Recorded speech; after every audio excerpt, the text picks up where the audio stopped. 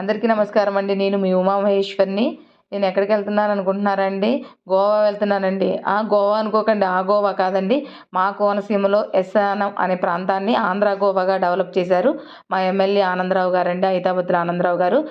Full entertainment తోటి ఆ సముద్ర తీరంలో మంచిగా అసలు ఫుల్ ఎంజాయ్ చేయొచ్చు అనమాట. పిల్లల నుంచి పెద్దల దాకా అందరూ ఎంజాయ్ చేయడానికి. అలాగే ఎంటర్టైన్మెంట్ ప్రోగ్రామ్స్ కూడా పెట్టారు.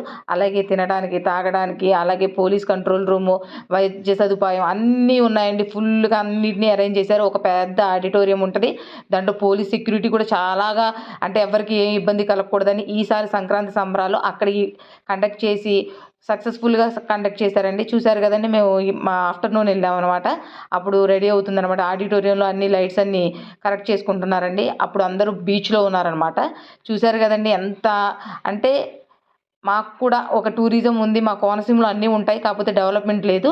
దీన్ని డెవలప్ చేయాలని చెప్పి మా ఎమ్మెల్యే గారు, అలాగే మా కొత్తపేట ఎమ్మెల్సీ గారు సత్యానందరావు గారు, అలాగే ముమ్మిడివరం ఎమ్మెల్యే దాట్ల సుబ్బరాజు గారు, వీళ్ళందరూ కలిసి బాగా డెవలప్ చేయడానికి ప్రయత్నిస్తున్నారండి వాళ్ళ వాళ్ళ ఏరియాస్ని.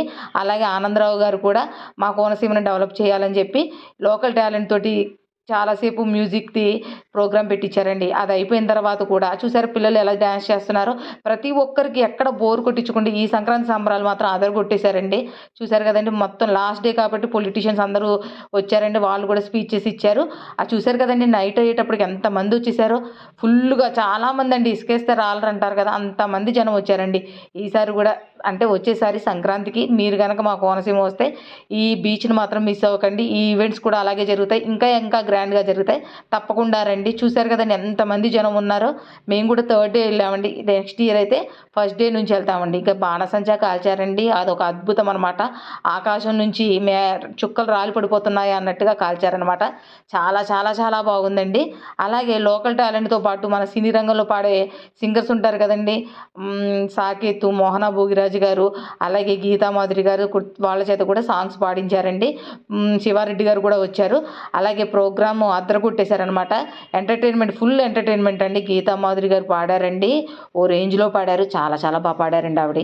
ఆ తర్వాత అందరూ స్పీచెస్ ఇచ్చారండి, ఎమ్మెల్యేలు, ఎమ్మెల్సీలు, అలాగే ఎంపీ బాలయ్య గారి అబ్బాయి హరీష్ బాలయ్య గారు వచ్చారు.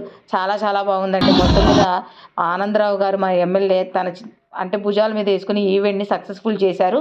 మా ఏపీలో మా కోనసీమ కూడా డెవలప్ అవ్వాలని కోరుకుంటున్నానండి. ఉంటానండి.